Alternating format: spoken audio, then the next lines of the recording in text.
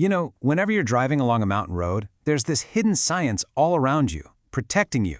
It's an incredible system of engineering designed to stop one of nature's most powerful forces right in its tracks. So let's dive into this amazing, invisible world of rockfall protection. Okay, to really get why this matters so much, let's start with a pretty staggering number. In a country like India, with its huge mountain ranges, the Geological Survey estimates that landslides and rockfalls cause an economic loss of 1 to 2% of the entire GDP every single year. That is a massive, massive cost on a national scale. And you know, the cost isn't just about the money. Not even close.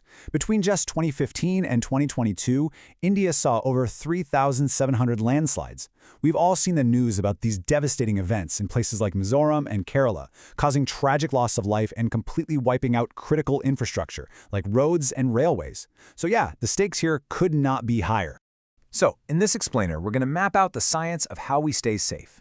First, we'll look at the actual engineering defenses. Then, we'll see how they're put through the ultimate crash test. After that, we'll explore the gap between a perfect lab test and the messy real world, see how engineers design for all that uncertainty, and finally, look at how the whole thing comes together as a complete safety system. All right, so how in the world do you stop a boulder that weighs several tons and might be coming down a mountain at over 90 kilometers an hour? Let's check out the main tools engineers have in their toolkit. Well, the solutions are all broken down by the energy of the impact. For, lower energy events, we're talking up to about 100 kilojoules. A simple rigid barrier might do the trick. For the mid to high range, that's where you see these flexible barriers. But for the absolute most extreme forces, over 25,000 kilojoules, well, you literally have to build mountains to stop mountains.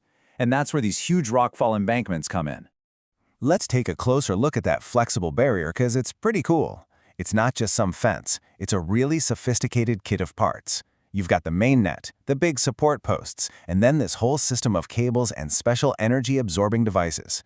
Every single part is designed to work together, to stretch and deform, to soak up all that kinetic energy from the rock and just bring it to a safe stop. So a barrier might look really strong, but how can we be absolutely 100% certain it's going to do its job when things get real? That's where we get to the most dramatic part of this whole process: full-scale, real-life crash testing. This whole process is governed by a framework called ETAG 027. The easiest way to think of it is as the ultimate rulebook for rockfall crash tests. It's the global gold standard, and what it does is it allows engineers to compare different products apples to apples. It ensures that no matter who makes the barrier, it's been tested to the same high standard. And this test is incredibly tough. Seriously. First, they take a full-size barrier and they slam it with one single impact at its absolute maximum energy level. They call that the MEL. Then they have to build a second, identical barrier and hit it twice at a lower energy level, the SCL. And here's the kicker, with no repairs allowed between those two hits. To pass, the design has to survive all three of those impacts. It's brutal. And right here, you can see exactly what that looks like in action. This barrier is absorbing an 8,600 kilojoule impact. To put that in perspective, that's like a 27-ton truck hitting it at 90 kilometers per hour. It's just a perfectly controlled scientific experiment that's designed to replicate total chaos. Now, during the test, the engineers are measuring two absolutely critical things. First is something called dynamic elongation. That's just how far the net stretches out when it gets hit. This tells you how much clear space you need behind the barrier for it to work. Second, and maybe even more important, is residual height. This is how much of the barrier's original height is actually left standing after the impact. That residual height is so important that it's actually used to classify the barriers into categories. A Category A barrier, that's the best one. It keeps at least 50% of its height. That means it still has a lot of capacity to stop another rockfall. A Category C barrier, on the other hand, has a lot less left. So, at the end of the day, a higher category just means you have a bigger margin of safety. Okay, so we have a certified Category A barrier. It passed the test with flying colors. We're safe, right? Well, maybe. The thing is, the real world is a whole lot messier than a test site, which brings up a really critical question. And this is the question that probably keeps a lot of engineers up at night. Is a perfect test, with one single block hitting the dead center of the net, really enough to tell you what's going to happen on an actual mountainside? This slide really lays out the problem perfectly. In a test, bam, perfect center hit. In reality, a rock could hit a support post or the top cable. A test uses one block. A real rock fall might have dozens of rocks coming down at once. Test barriers are short and straight. A real one might be over 100 meters long, curving and bending with the terrain. Those perfect lab conditions are almost never what you find out in the field. So, to bridge that gap between the pristine lab and a chaotic mountainside, engineers need a much more sophisticated way of thinking, a design philosophy that actually accounts for all of that real-world uncertainty. And this is where something called limit state design comes in, and it's all laid out in standards like the Italian UNI 1121-4. Basically, instead of just matching the rock's energy to what the barrier was certified for, this method applies safety factors.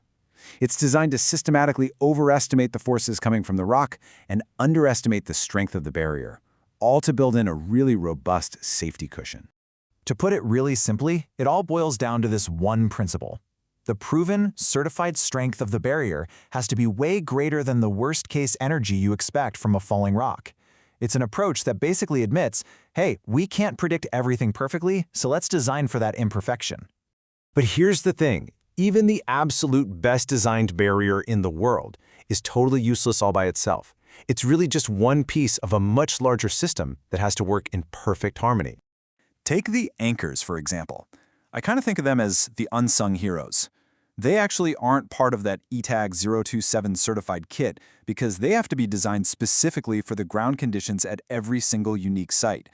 Their strength has to be verified right there on site with pull-out tests, following totally separate guidelines like the Indian standard IS 11309.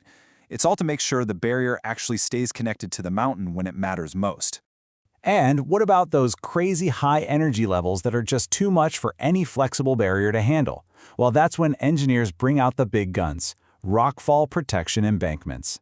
These things are massive, specially engineered structures made of reinforced earth, and they are designed to absorb just colossal impacts that would totally obliterate anything else.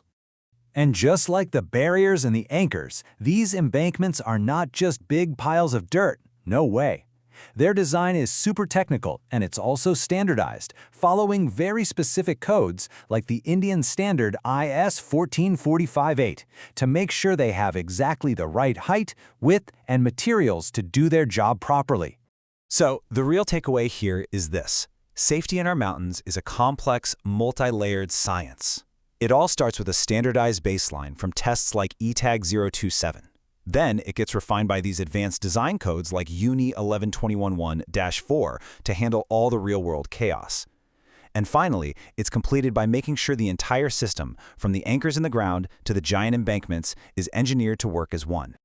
This incredible, invisible engineering is constantly evolving. And as our climate changes, potentially increasing how often these hazards happen, the science of stopping a falling mountain is only going to become more and more critical, protecting those vital roads and railways that we all depend on. Which really makes you wonder, what will the next generation of these life-saving systems actually look like?